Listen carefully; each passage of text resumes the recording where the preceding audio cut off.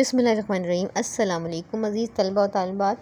आज हम board of intermediate education Karachi जो है ये पाकिस्तान स्टडीज़ कंपलसरी पेपर है और ये है 50 मार्क्स का।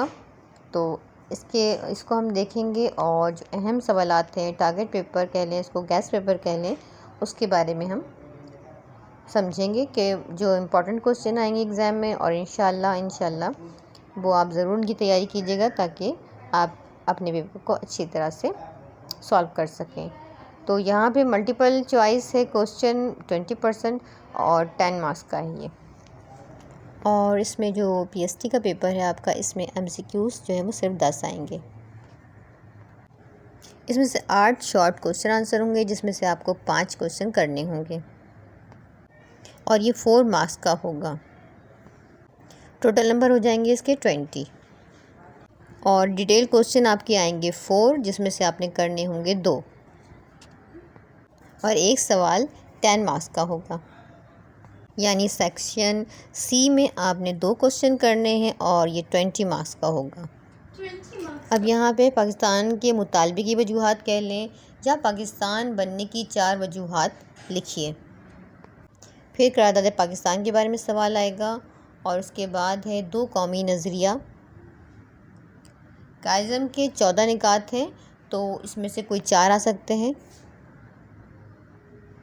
तहरीक खिलाफत 1970, लखनऊ मुआहिदा।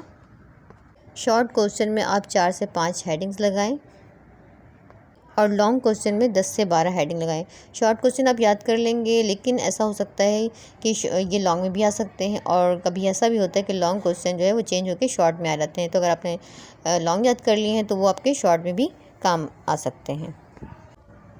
फिर है लखनऊ मुआहिदा, इसके बारे में लिखना है आपने। पाकिस्तान की कुदरती वसाइल के बारे में बताना है आपने। करारदाद मकासद 1949 है। फिर है मुस्लिम लीग की तश्कील। चीन पाकिस्तान के ताल्लुकात के बारे में लिखना है आपने।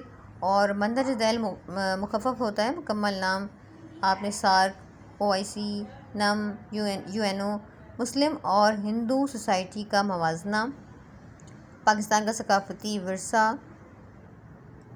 लैंड जोन का मंसूबा, नेहरू रिपोर्ट, खुतबा इलाहाबाद, सिंधी ज़बान, अलीगढ़ तहरीक का मकसद। फिर है रेड गल्फ अवार्ड और कानून आज़ादी हिंद 1947।